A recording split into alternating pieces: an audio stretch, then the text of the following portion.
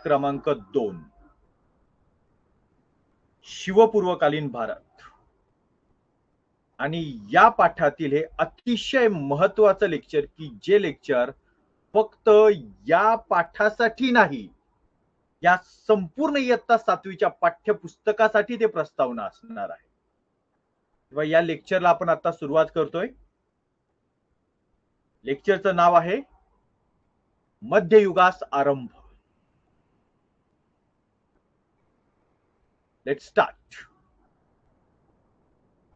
लेक्चरच्या आधी मी एक माहिती येतो ती अशी की आधी आपलं लेक्चर कंप्लीट होईल, म्हणजे जे विद्यार्थी रेकॉर्ड झाल्यानंतर पाहतात किंवा जे पुढच्या वर्षी वगैरे पाहतील त्यांना त्यामध्ये शंकांची वगैरे अडचण येणार नाही. आणि जे कोणी विद्यार्थी इथे उपस्थित असतील त्यांनी ते लेक्चर संपल्याच्या नंतर मला शंका विचारायच्या आहेत. तुम्हाला तिथे चॅटबॉक्स दिसेल, त्या चॅटबॉक्स मध्ये तुम्ही शंका विचारू शकता. मध्ययुगास आरंभ. नेमकं मध्ययुग म्हणजे काय, तर त्याकडे वळण्यापूर्वी आपण सुरुवात करूया सरळ विश्वाच्या निर्मितीपासून. 13.70 अब्ज वर्षांपूर्वी विश्वामध्ये प्रचंड मोठा स्फोट झाला, ज्याला आपण बिग बँग असं म्हणतो. आणि त्या एका स्फोटानंतर एका क्षणामध्ये विश्वाची निर्मिती झाली. त्यानंतर 4.5 अब्ज वर्षांपूर्वी सूर्य आणि बाकी सर्व ग्रहांची निर्मिती व्हायला सुरुवात झाली. या संदर्भातील एक डिटेल व्हिडिओ आपण तयार केलेला आहे. तो तुम्हाला कंटेंटच्या आधी जे फ्री लेक्चर्स असतात त्याच्यामध्ये तुम्हाला तो दिसून येतो इथे, त्यामुळे आपण ते फास्ट घेणार आहे. सूर्याची निर्मिती केलेली आहे 4.5 अब्ज वर्षांपूर्वी झालेली आहे. सूर्यासोबतच सर्व ग्रहांची निर्मिती व्हायला सुरुवात झाली. त्यापैकी पृथ्वी या ग्रहावर आपण राहतो आणि 457 कोटी वर्षांपूर्वी म्हणजे 4.5 अब्ज वर्षांपूर्वीच या ठिकाणी अशा पद्धतीने पृथ्वीची जी आहे निर्मिती ती होऊन पुढे 100 कोटी वर्षांनी म्हणजेच 1 अब्ज वर्षानंतर 350 कोटी वर्षांपूर्वी सजीवांची निर्मिती सुरू झाली. त्यात आधी जलचर पाण्यात राहणारे, मग भूचर जमीन आणि पृथ्वी दोन्हीवर राहणारे, त्यानंतर उभयचर, मग भूचर, मग खग आकाशात उडणारे आणि मग सस्तन प्राणी म्हणजे आपल्यासारखे प्राणी. या सर्वांची निर्मिती झालेली आहे. 3.5 अब्ज वर्षांपूर्वी म्हणजे 350 कोटी वर्षांपूर्वी त्याची सुरुवात झाली. फक्त 18 कोटी वर्षांपूर्वी डायनासोर्सचं या पृथ्वीवर राज्य होतं. आणि हे प्रचंड महाकाय असे डायनासोर जे ते आपल्या शक्तीच्या जोरावर, आपल्या ताकदीच्या जोरावरती ते संपूर्ण पृथ्वीवर राज्य करत होते. साधारणपणे 12 कोटी वर्ष यांनी या पृथ्वीवरती राज्य केलं. पण त्यानंतर 6 कोटी 60 लाख वर्षांपूर्वी एक मोठा धूमकेतू आपल्या पृथ्वीवर येऊन आदळला आणि यानंतर जो काही सगळा संहार घडला त्या संहारामध्ये संपूर्ण पृथ्वीवरचे सगळे डायनासोर्स नष्ट झाले, सगळे डायनासोर मरण पावले. आणि त्यावेळी एक लहानसा छोटासा उंदरासारखा दिसणारा एक मॅमल, एक सस्तन प्राणी, हा सस्तन प्राणी जमिनीच्या खाली एका बिळामध्ये जाऊन लपला आणि त्यामुळे त्याचा स्वतःचा जीव वाचला. आणि त्यानंतर पुढे त्याच्यापासून पुढे जवळपास 58 लाख वर्षांनी त्याच्यापासूनच पुढे एप वानराची निर्मिती झाली 2 लाख वर्षांपूर्वी. हे जे एप वानर आहेत ते आफ्रिकेच्या जंगलामध्ये राहत होते आणि तिथून ते 2 लाख वर्षांपूर्वी बाहेर पडले. ते सगळं आपण इयत्ता 5वीच्या अभ्यासक्रमामध्ये तुम्ही सगळ्यांनी ते पाहिलेलं आहे. या ठिकाणी ते राहत होते. इथून ते एप वानर बाहेर पडले आणि 1,30,000 वर्षांपूर्वी म्हणजे 70,000 वर्ष ते आफ्रिकेतच होते. आणि त्यानंतर 1 लाख वर्षापूर्वी ते साधारण बाहेर पडले आणि 40,000 वर्षांपूर्वी युरोपमध्ये गेले. त्यानंतर 1 लाख वर्ष ते 67,000 वर्ष याच्या दरम्यान ते भारतामध्ये आले, इथे पोहोचलेले आहे. 40 ते 60,000 वर्षांपूर्वी ऑस्ट्रेलियाला पोहोचले. नंतर इथून चीनमध्ये 67,000 वर्षांपूर्वी पोहोचले आणि त्यानंतर आपला प्रवास करत करत करत करत इथून अमेरिकेमध्ये, उत्तर अमेरिकेत 20,000 वर्षांपूर्वी आणि दक्षिण अमेरिकेमध्ये 13,000 वर्षांपूर्वी पोहोचले. अशा पद्धतीने वानराने आपला प्रवास केला. त्यामध्ये सुरुवातीला त्याच्या हाताच्या बोटांचा कुशलतेने वापर करणारा म्हणजेच होमो हॅबिलिस, ताठ कण्याचा मानव म्हणजेच होमो इरेक्टस, शक्तिमान मानव म्हणजेच होमो निअँडरथल, बुद्धिमान मानव म्हणजेच होमो सेपियन आणि प्रगत बुद्धीचा मानव म्हणजेच होमो सेपियन सेपियन, असा हा सगळा यांचा विकास झाला. अशा पद्धतीने यांची प्रगती झाली. आणि त्यावेळी 4 ठिकाणी म्हणजे इथे चीनची संस्कृती, इथे हडप्पा संस्कृती, इथे मेसोपोटेमिया संस्कृती आणि या ठिकाणी रोम संस्कृती, अशा 4 संस्कृती उभ्या राहिल्या. आणि त्यानंतर पुढे 10,000 ते 11,000 वर्षांपूर्वी जंगलामध्ये शिकार करणारा हा जो माणूस आहे, स्थिर जीवनाकडे वळाला आणि त्यावेळी त्यांनी शेतीची निर्मिती केली. 10,000 ते 11,000 वर्षांपूर्वी शेती करायला सुरुवात केली. त्यानंतर पुढे जवळपास 60,000 वर्ष हा फक्त शेती करत होता. पण इसवी सन पूर्व 3600च्या काळामध्ये एक हडप्पा संस्कृती, अतिशय प्रगत अशी संस्कृती, जी भारतातील पहिली संस्कृती आहे आपल्या प्राचीन भारतातील, तिचा अभ्यास आपण केलेला आहे मागच्या वर्षी इयत्ता 6वी मध्ये. त्या संस्कृतीची नष्टता झालेली आहे ती इसवी सन पूर्व 1800 मध्ये. प्रचंड मोठ्या प्रमाणामध्ये वेगवेगळी कारणं घेतली जातात. त्यामध्ये सर्वात जास्त मानलं जाणारं कारण जे आहे ते निसर्गाचा उद्रेक, आणि त्यामध्ये ही संस्कृती नष्ट झाली. त्यानंतर इसवी सन पूर्व 1800 ते इसवी सन पूर्व 1500, याचा अर्थ लक्षात घ्या. येशू ख्रिस्तांचा जन्म इसवी सन, इस म्हणजे ईसा म्हणजेच येशू, येशू ख्रिस्त यांच्या जन्मापूर्वीचं साल, साल म्हणजे सन, इसवी सन याचा अर्थ येशू ख्रिस्तांच्या जन्माचं साल. याच्या पूर्वी 1800 वर्षांपूर्वी ते इसवी सन पूर्व 1500 वर्ष, या 300 वर्षाच्या काळामध्ये आपल्या भारतामध्ये फार मोठा असा काही बदल घडलेला नाहीये. हडप्पा संस्कृती होती ती नष्ट झालेली होती आणि नंतर माणूस जगण्यासाठी प्रयत्न करत होता. आणि त्यानंतर इसवी सन पूर्व 1500च्या काळामध्ये आर्य संस्कृतीचा भारतामध्ये उगम झाला. इयत्ता 6वी मध्ये आपण हा सगळा भाग पाहिलेला आहे. त्यावेळी जी शासन व्यवस्था उभी राहिली त्यानंतर पुढे, त्यामध्ये आपण असं पाहिलेलं आहे की सुरुवातीला एक छोटं गाव आहे, छोटी गावं आहेत. या गावाचा जो प्रमुख आहे त्याला ग्रामणी असं म्हटलं जात असेल. मग असं हे एक गाव, हे दुसरं गाव, हे तिसरं गाव, अशी अनेक गावं एकत्र आली की त्यानंतर तयार व्हायचा तो म्हणजेच विश म्हणजे आजच्या काळात ज्याला आपण तालुका असं म्हणतो. तर अशा प्रकारचा एक विश तयार व्हायचा. अशी जी विश आहेत, मग असे विशचा जो प्रमुख होता त्याला विशपती असं म्हटलं जात असे. म्हणजे तालुक्याचा प्रमुख आहे तो विशपती. आणि मग असं हे एक विश, हे दुसरं विश, हे तिसरं विश, मग हे चौथं विश, अशी आणखी काही विश एकत्र आले की त्यातून तयार होत असे एक जनपद. आणि जनपद जे आहे त्या जनपदाचा जो प्रमुख होता त्याला राजा असं म्हटलं जात असे. आणि मग नंतर पुढे ही जी स्थिर आहे, एखाद्या विशिष्ट प्रदेशामध्ये स्थिरावलेली ही जनपद आहे. ठीक आहे. ही जी जनपद आहे त्यांचे जे राजे आहेत, व या राजांनी एकमेकांच्या जनपदांवर हल्ला करून आपलं स्वतःचं जनपद मोठं करण्याचा प्रयत्न सुरू केला. आणि त्याचाच परिणाम असा घडला. हे पहा, ग्राम, विश, जनपदे आणि या सगळ्या जनपदांना एकत्रित करणारं महाजनपद. अशा प्रकारची 16 महाजनपद सुरुवातीच्या काळामध्ये होती. ही 16 महाजनपद, कंबोज, गांधार, कुरु, मत्स्य, शूरसेन, पांचाल, कोसल, मल्ल, वृज्जी, अंग, मगध, काशी, वत्स, अवंती, अश्मक, चेदी. आणि ही सगळी जी 16 महाजनपद आहेत, हाच रामायणाचा आणि महाभारताचा काळ आहे.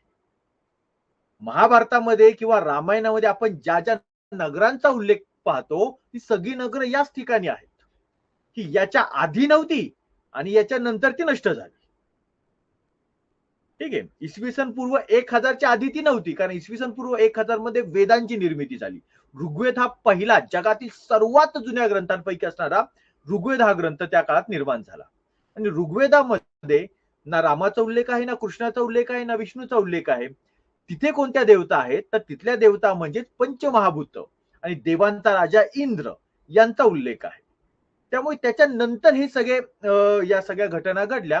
आणि त्यानंतर पुढे महर्षी व्यास असतील, त्यानंतर महर्षी वाल्मिकी असतील, अशा साधू पुरुषांनी या सगळ्या घटनांवर आधारित लोकांना शिक्षण देण्यासाठी म्हणून ग्रंथांची निर्मिती केली.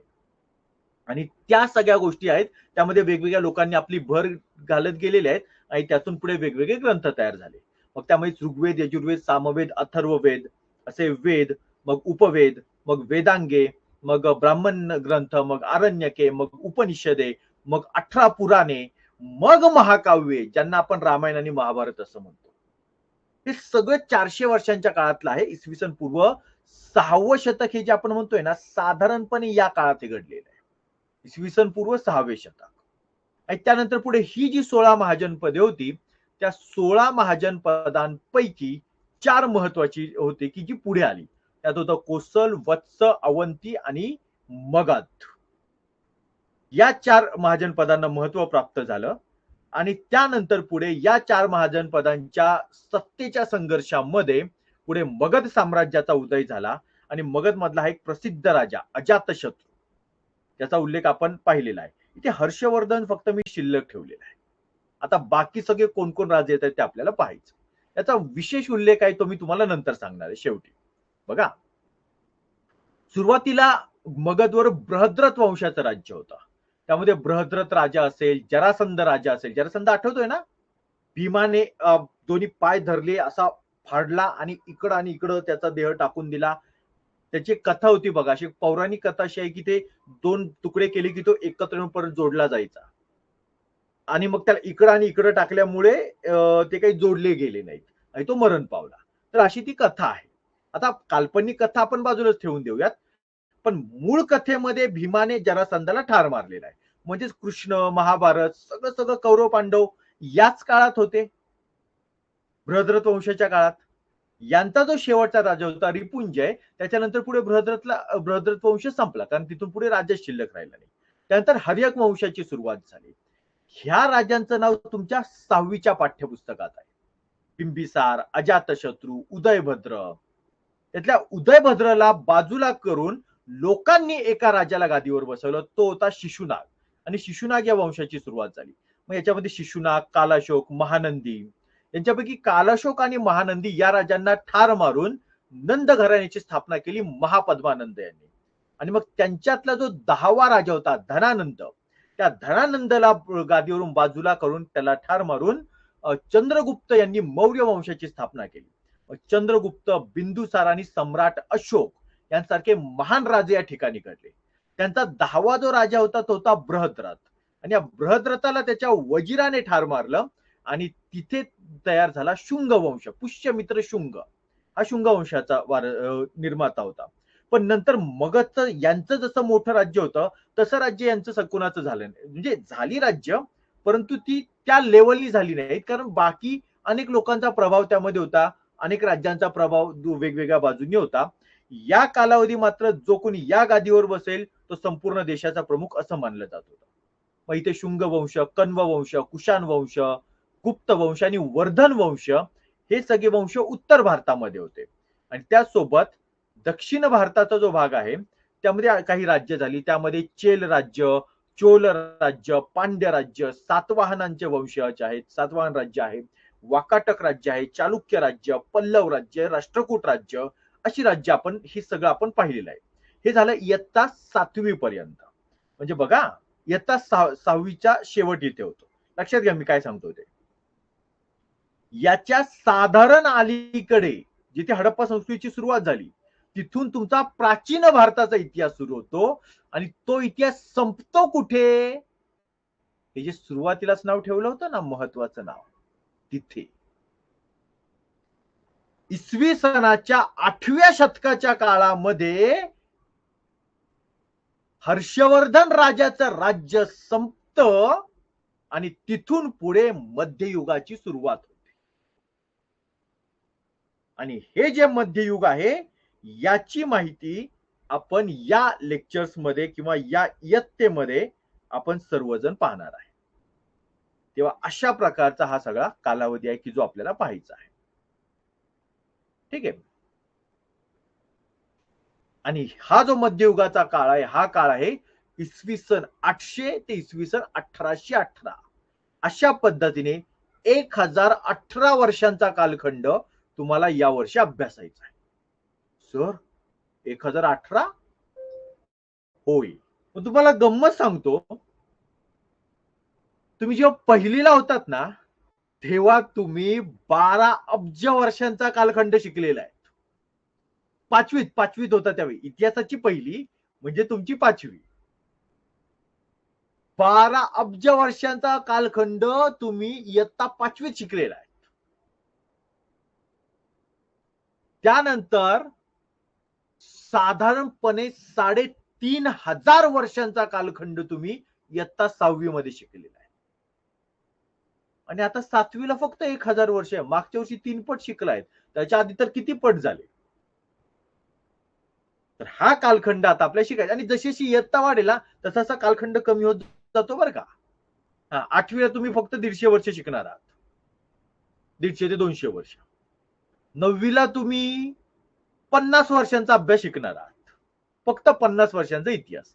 आणि 10वीला आल्याच्या नंतर या सगळ्या इतिहासाचा वापर आपल्या जीवनामध्ये कसा करायचा, या इतिहासाचं काय महत्व आहे, त्याचा वापर कसा करायचा या संदर्भातील इयत्ता 10वीचं पाठ्यपुस्तक आहे.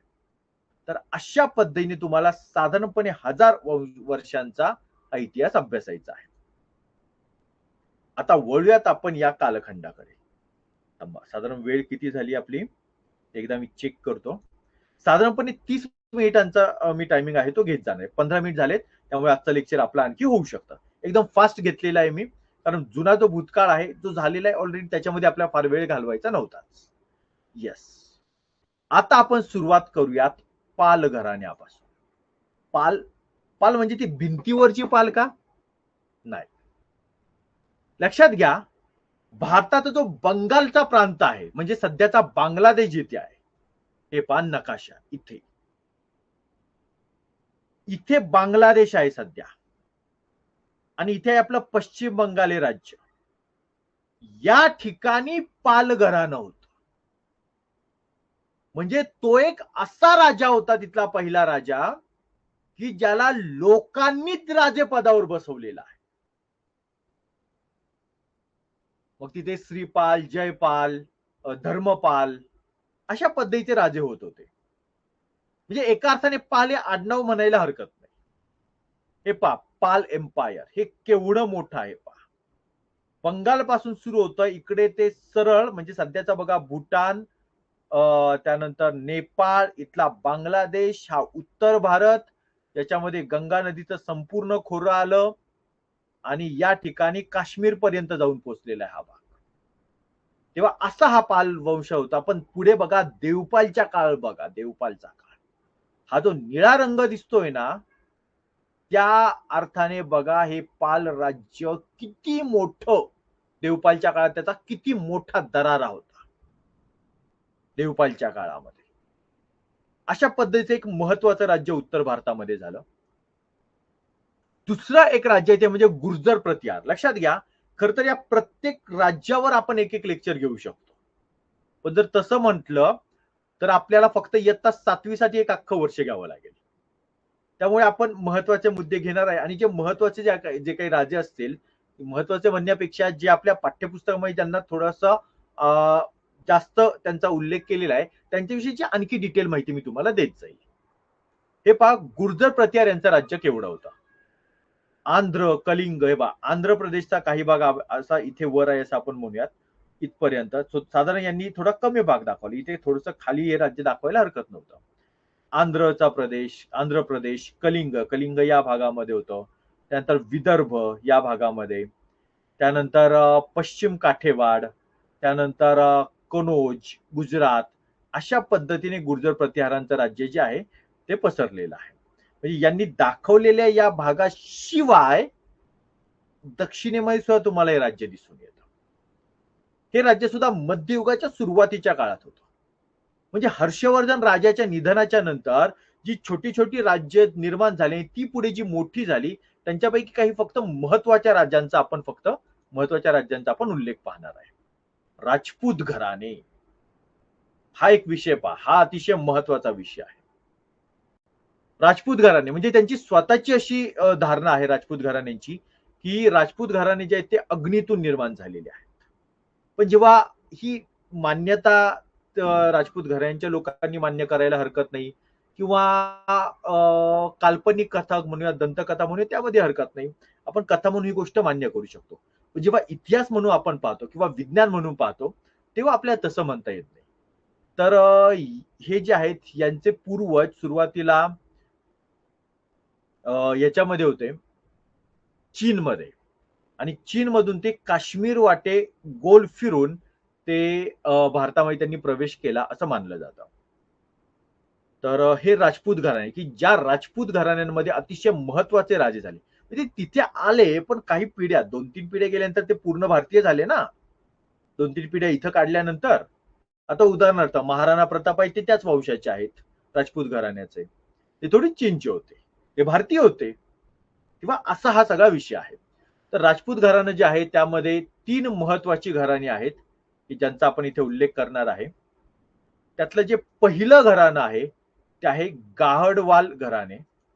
दुसरं जे घराणं आहे ते आहे परमार घराणे आणि तिसरं घराणे जे आहे चौहान घराणे.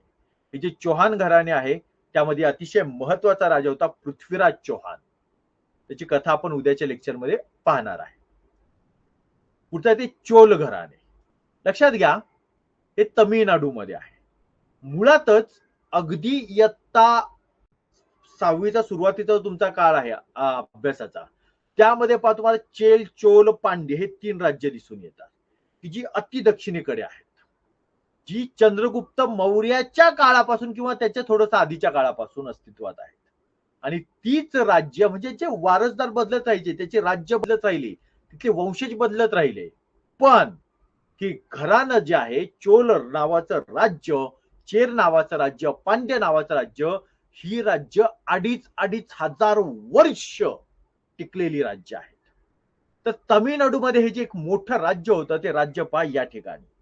हे बघा, हे इथं आला आपला तमिळनाडू, आपला भारत देश. तर तमिळनाडूमध्ये हे जे राज्य होतं याचा प्रभाव तमिळनाडू आणि वर असणारा आंध्र प्रदेशचा जो भाग आहे इथे त्यांचं स्पष्टपणे स्वतःचं राज्य होतं.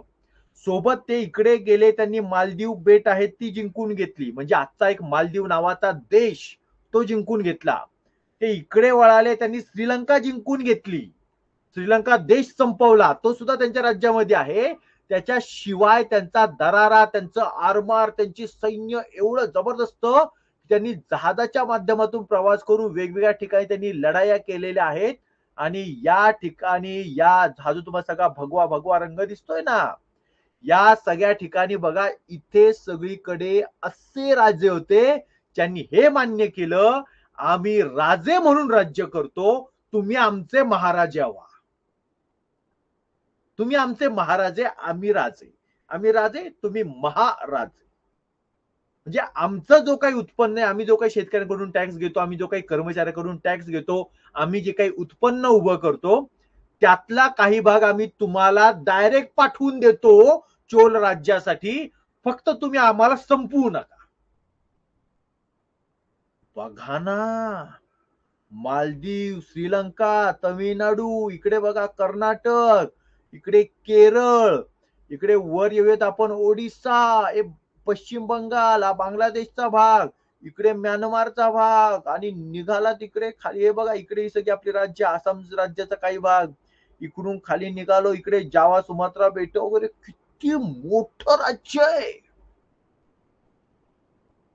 हे सगळंच्या सगळं चोल घराण्याच्या अंकित होतं.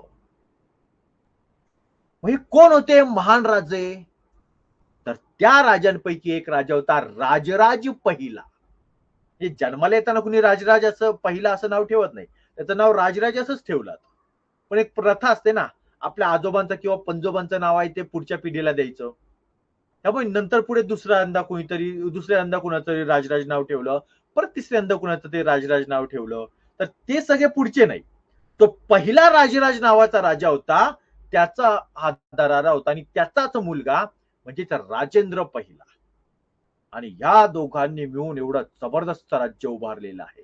अरे आपण फक्त मध्ययुगीन भारत बघतोय, यांनी अख्खा आग्नेय आशियाच जिंकून टाकलेला आहे. लक्षात घ्या हा दरारा, या एक चोल घराणे, यांच्यावर आधारित एक चित्रपट पण आलाय पहा, चोल घराण्यावर आधारित. बघा तो ऐतिहासिक चित्रपट पाहायचे. आणि जर विचारलं ना कुणी की किंवा पालकांनी वगैरे का म्हणून बघतोय, सांगायचं आमच्या सरांनी सांगितलेलं, ऐतिहासिक चित्रपट पाहायचे. ठीक आहे. हा, सगळ्या काही खऱ्या गोष्टी त्यामध्ये नसतात, खोट्या गोष्टी अनेक असतात चित्रपटांमध्ये, तो चित्रपट छान व्हावा, एंटरटेनमेंट व्हावं म्हणून.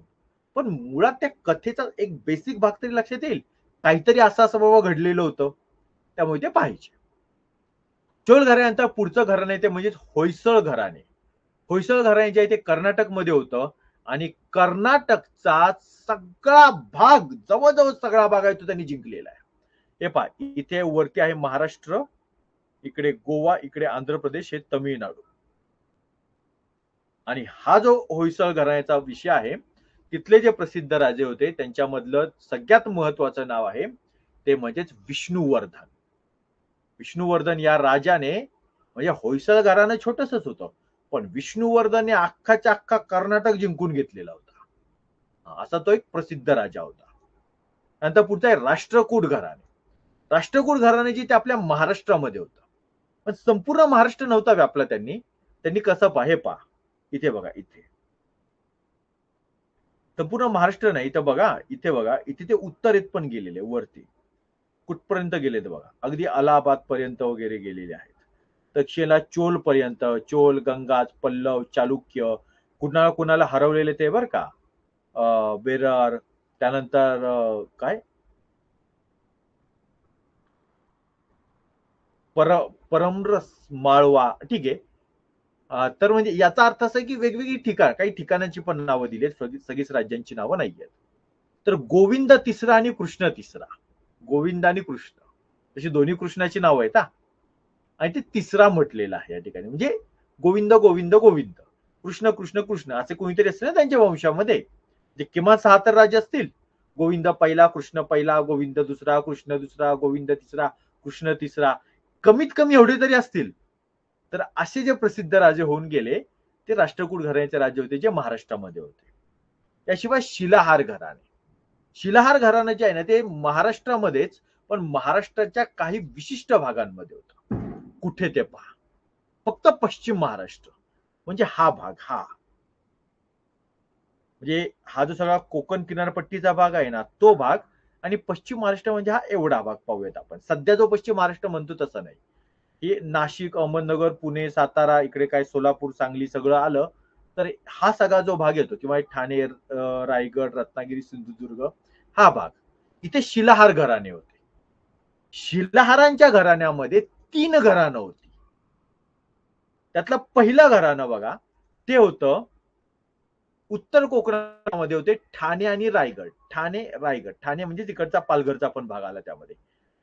एवढं असं त्यांचं राज्य होतं. हे राज्य हे कोकणाच्या उत्तरेमध्ये, ही सगळी कोकण किनारपट्टी ना, राखाडी दिसते ती कोकण किनारपट्टी, त्याच्या उत्तर भागात म्हणजे निम्म्याच्या वर इथे हे घराणे आहे. दुसरं जे घराणं आहे शिलाहारांचं, ते आहे दक्षिण कोकणामध्ये, म्हणजेच रत्नागिरी आणि सिंधुदुर्ग, हा भाग त्यांच्या ताब्यात आहे. दुसरं शिलाहार घराणं. आणि तिसरं जे शिलाहार घराणे होतं ते आहे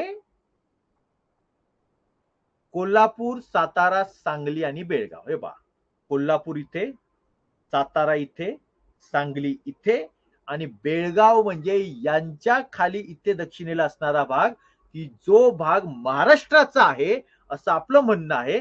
आणि कर्नाटक हे राज्य खाली आहे, त्यांचं म्हणणं आहे की तो भाग आमचा आहे. आणि मग या दोघांमध्ये थोडी आपली जटापट चालली आहे, की आपला तो वादाचा मुद्दा आहे. अगदी आपल्या 1960च्या निर्मितीपासून, महाराष्ट्र 1 मे 1960ला तयार झाला तेव्हापासून तो वादाचा मुद्दा आहे.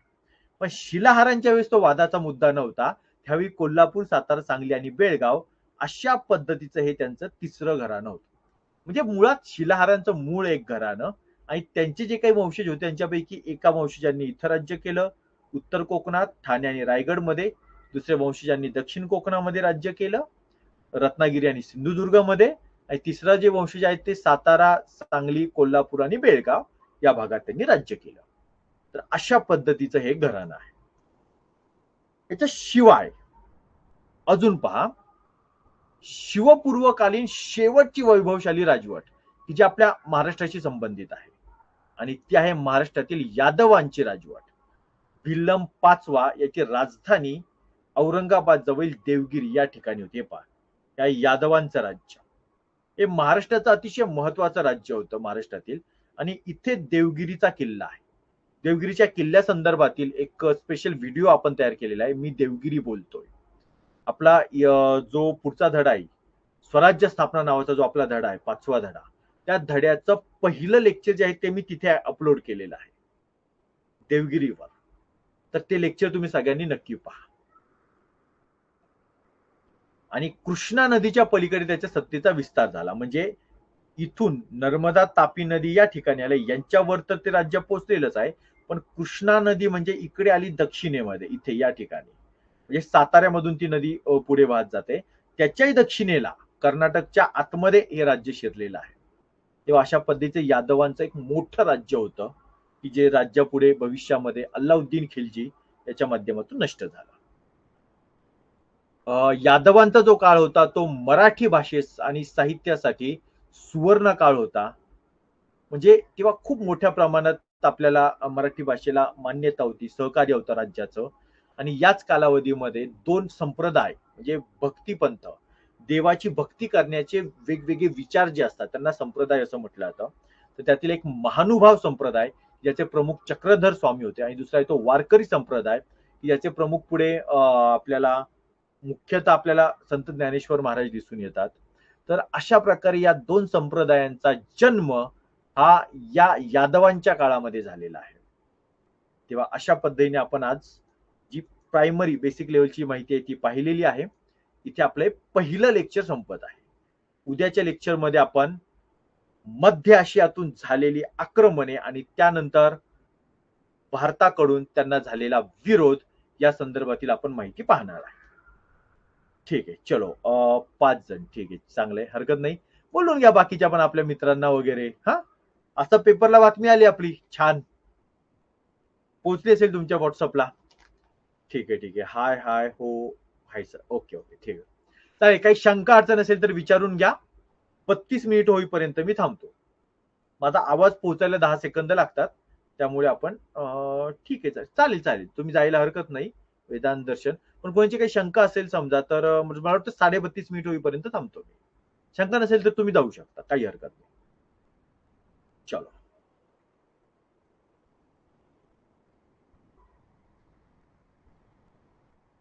बरं, लेक्चर चांगलं झालं का रे? आवडलं का लेक्चर? ते फोटो वगैरे घेतलेले आवडतायत ना?